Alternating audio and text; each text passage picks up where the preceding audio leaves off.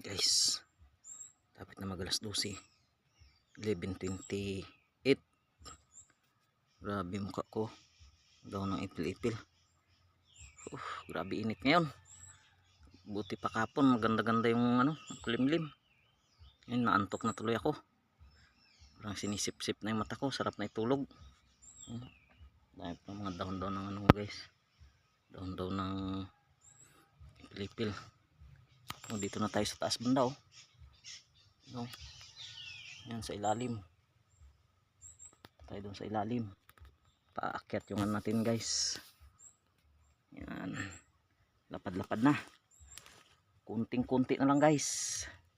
Yan pa, ayan pa, tapos yan pa, tapos dyan banda sa taas, dyan na malapit yung guys, doon banda dyan na malapit yung natin, tanim ng mais.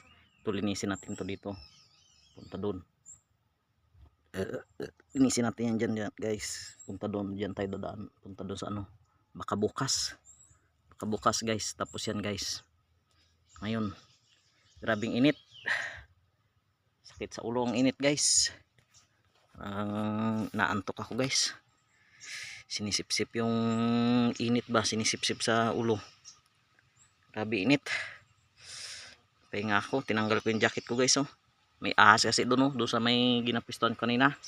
Dali-dali ako nagtayo doon sa taas, paper tree. May ahas doon, nagalis ako, baka maya tumalon, matuklaw pa tayo guys. Kailangan safety tayo, maya maging kwento na lang tayo ng buhay dahil sa ahas. Grabe yun, sarap ng hangin. Ito tayo sa gilid pa lang to guys. Dala ko yung mga dalahin ko, damit ko, jacket, bag. Antok na talaga ako guys ba. Na yung mata ko, parang sinisip-sip na. Daming dumimbok natin laglagan. Hindi ako makakyat sa natin diyan sa taniman natin pero ulitin ko guys, iwan ko lang dito yung mga bag, mga dalahin ko. Silipin lang natin yung tanim.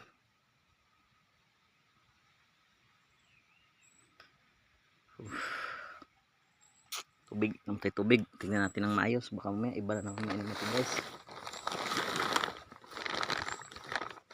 Tubig.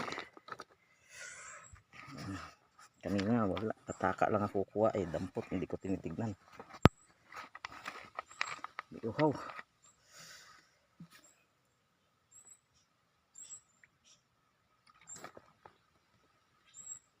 Ganon ko lang kanina guys, pag inom buti na lang, hindi pa ngayong bunganga ko.